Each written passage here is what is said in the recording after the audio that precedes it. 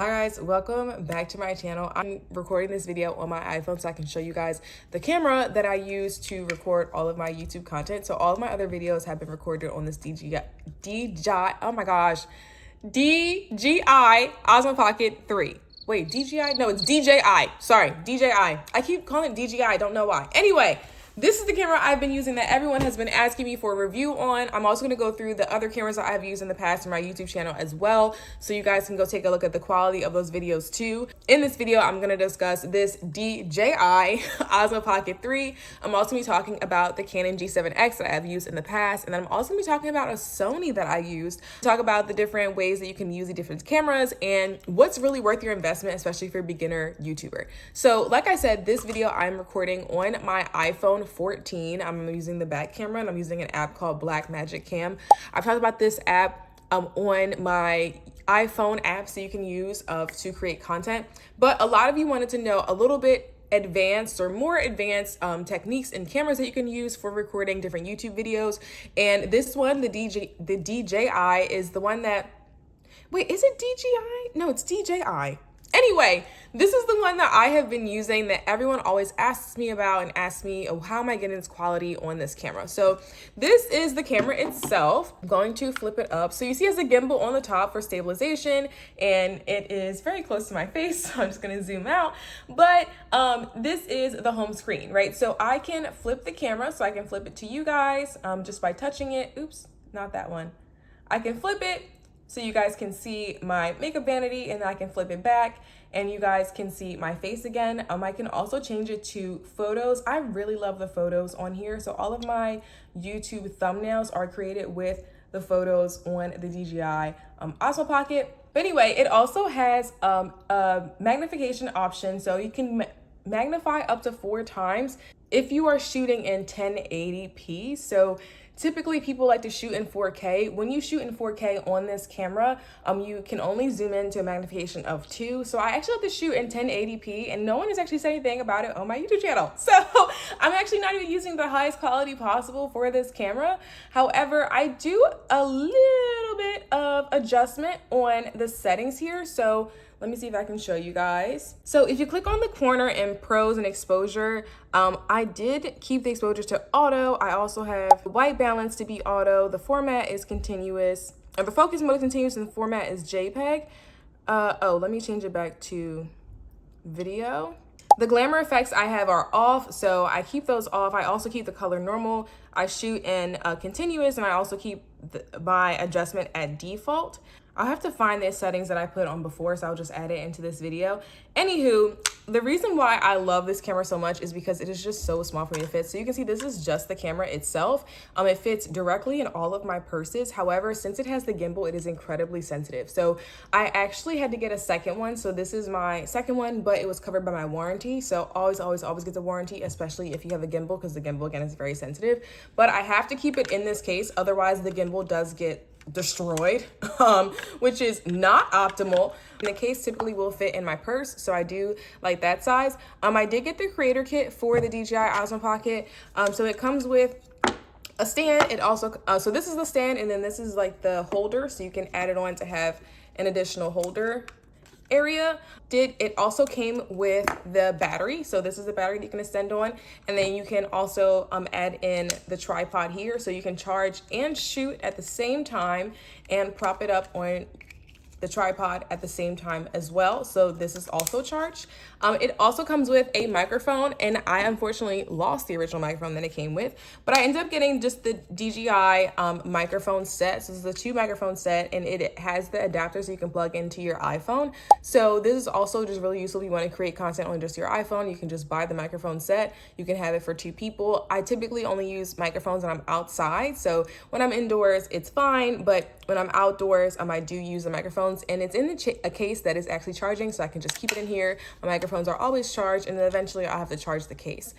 So like I said, I think this camera is very, very user-friendly. You don't have to do too much editing or color grading, although you can if you want to. So if you wanted to shoot in log, you could do that, and then you can go back and edit all of your content for the color grading and things afterwards. You can also change the white balance, but it has a lot of minimal beginner-friendly settings. So it's something that I really, really love to use. Like I said, it's really, really easy.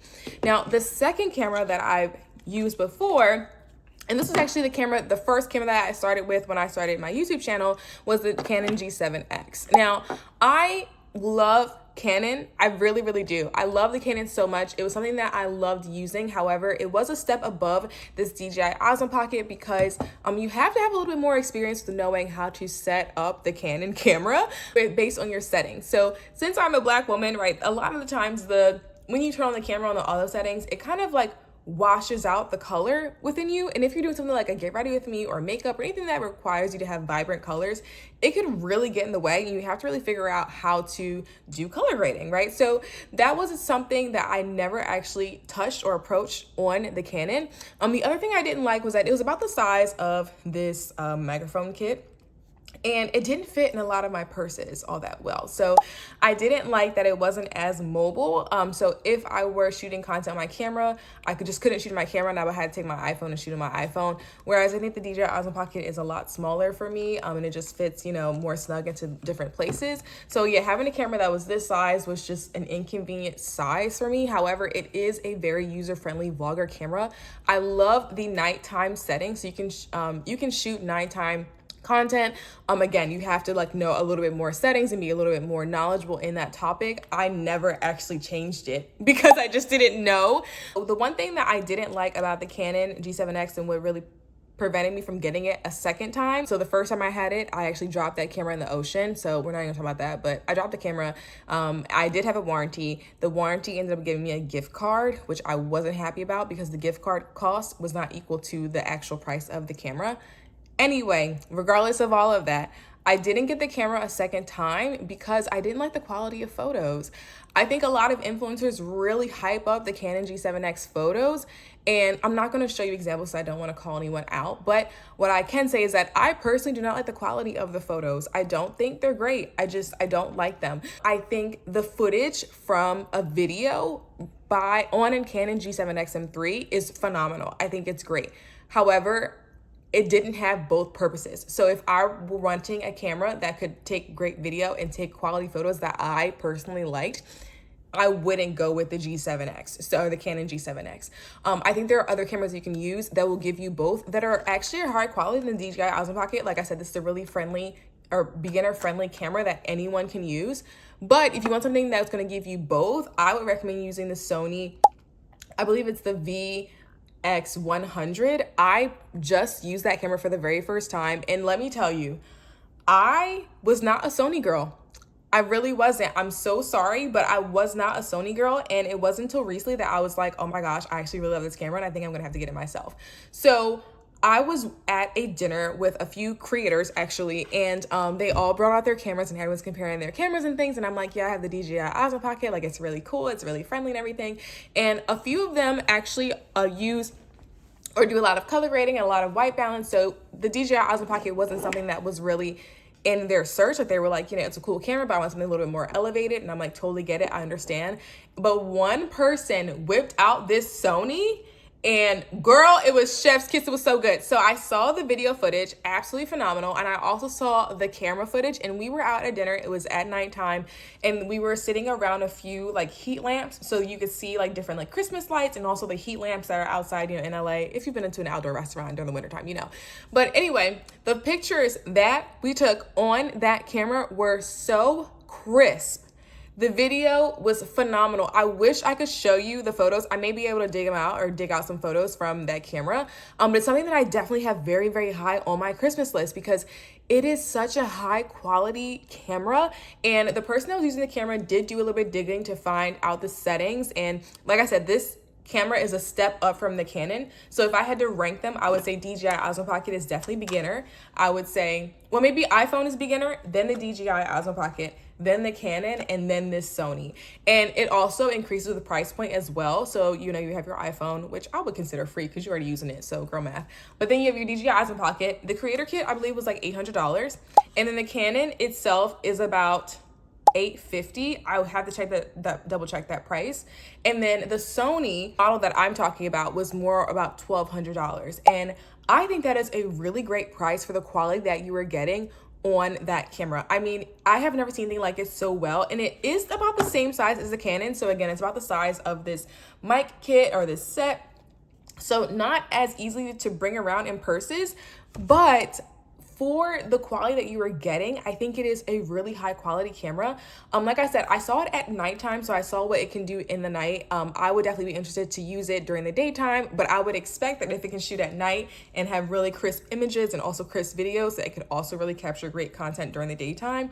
But those would be my rankings for the different content or for the different cameras. Like I said, I don't do too much color grading or color correction in my content currently, but it is something that I'm looking to do in the future. And by doing that in the future, I would definitely go with the Sony VX100. So hopefully this video was helpful for you guys. Like I said, I have an entire video of different iPhone tools that you can use if you're just using your iPhone. I also have all of my equipment that's going to be linked in the description box under my content creator essentials, so you guys can check that out to see the different price points and things. That's definitely my review on the 3 different cameras and what you should really be using if you're looking to do something more elevated for YouTube. But you can also go to different channels and check out the settings they are using for their cameras to really figure out if it's something that you could do and handle while you were out on the go vlogging, taking your content, etc., etc. I did go through different lighting and also sound techniques and equipment that you can use, and I have that in another video, so I will link that above as well so you guys can check that out. But hopefully this video was helpful for you, and if you have any questions, let me know in the comments and consider giving me a subscribe. So I will see you guys in the next video. Bye.